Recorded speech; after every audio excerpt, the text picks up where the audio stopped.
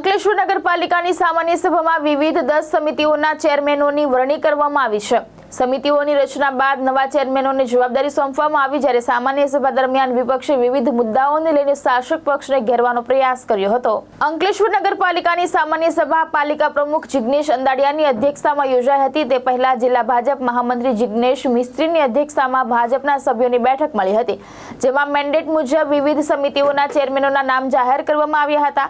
સામાન્ય સભામાં કારોબારી, health and sanitation, water workers, drainage, light, માધ્યમિક શાળા, વાહન, ડિસ્પેન્સરી, રિક્રિએશન અને એપીએમસી સહિત કુલ 10 સમિતિઓના ચેરમેનોની વરણી કરવામાં આવી હતી। સમિતિઓની રચના બાદ નવનિયુક્ત ચેરમેનોમાં ખુશીનો માહોલ જોવા મળ્યો હતો।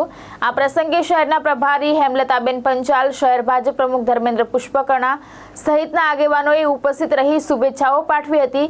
જો કે સામાન્ય સભા દરમિયાન વિપક્ષે વિવિધ મુદ્દાઓને લઈને શાસક પક્ષ સામે આકરા પ્રહારો પણ કર્યા હતા। આજરોજ સામાન્ય સભાની બેઠક બોલાવવામાં આવી હતી નગરપાલિકાની અધ્યક્ષતાની, અને આ સામાન્ય સભામાં ટોટલ 15 કામ લેવામાં આવ્યા હતા। તેમાં વિપક્ષ દ્વારાનું એક કામ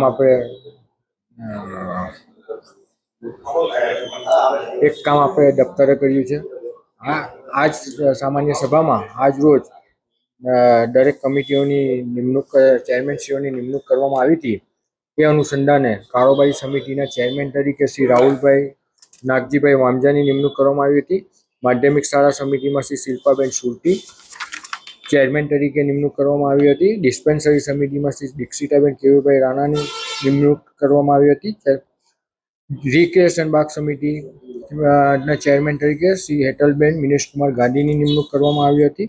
હેલ્થ એન્ડ સેનિટેશન સમિતિના ચેરમેન તરીકે શ્રી નરેન્દ્રભાઈ ગણપતભાઈ પટેલની નિમણૂક કરવામાં આવી હતી। લાઇટ કમિટીના ચેરમેન તરીકે શ્રી મનીષાબેન હેમંતભાઈ પટેલની નિમણૂક કરવામાં આવી હતી।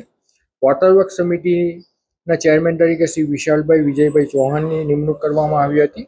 વાહન સમિતિના ચેરમેન તરીકે શ્રી અંકિતભાઈ ચિમનભાઈ રાઠોડની નિમણૂક કરવામાં આવી હતી। ડ્રેનેજ સમિતિની ચેરમેન પદે શ્રી સંદીપભાઈ જમેશભાઈ પટેલની નિમણૂક કરવામાં આવી હતી, અને એપીએમસી સમિતિની એમાં શ્રી અમીષાબેન સુનિલભાઈ પટેલની નિમણૂક કરવામાં આવી હતી। આજ રોજ અંકલેશ્વર નગરપાલિકાની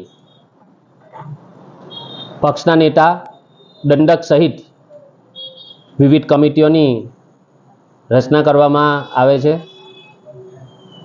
અંકલેશ્વર નગરપાલિકામાં જ્યારે પુનઃ ભારતીય જનતા પાર્ટીનું બોર સ્થાપિત થયું છે, ત્યારે આજે એક વિવિધ કમિટીઓની એક પ્રક્રિયા હોય છે। વિવિધ કમિટીઓના જે અધ્યક્ષ હોય છે તેમની નિમણૂક કરવાની પ્રક્રિયા આજે પૂર્ણ કરવામાં આવે છે।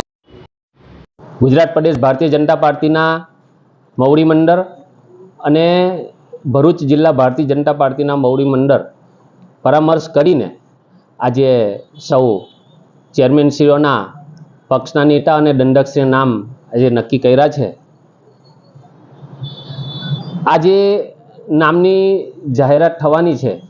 આ સૌ કાર્યકર્તાઓને, જે પબ્લિકે ભારતીય જનતા પાર્ટી પર મૂકેલા વિશ્વાસ, આ વિશ્વાસને સંપાદન કરવા માટે આપણે જે કંઈક જવાબદારી મળે, આ જવાબદારીને આપણે પરિપૂર્ણ કરીએ અને પબ્લિકે મૂકેલા વિશ્વાસને આપણે સંપાદન કરીશું, એવી સૌ આજે જે કંઈક અધ્યક્ષ અને ચેરમેન જેઓ બનવાના છે તેમને ભારતીય જનતા પાર્ટી ભરૂચ જિલ્લા વતી શુભકામના પાઠવું છું। જે ચેરમેનો નક્કી થયા છે એમાં કારોબારી સમિતિમાં રાહુલભાઈ નાગજીભાઈ વામજા, માધ્યમિક શાળા સમિતિમાં શિલ્પાબેન કલ્પેશભાઈ સુરતી,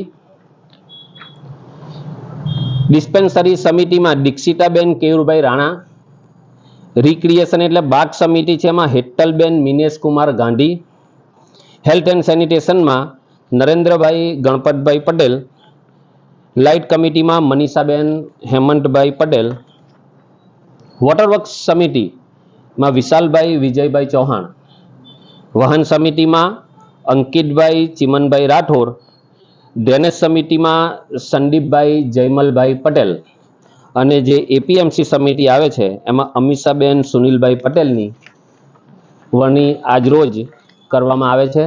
સૌ આત્મીય કાર્યકર્તાઓને, કોર્પોરેટરોને ખૂબ ખૂબ શુભેચ્છાઓ. ધર્મેશ રાણા, દ્રષ્ટિકોણ ન્યૂઝ, અંકલેશ્વર.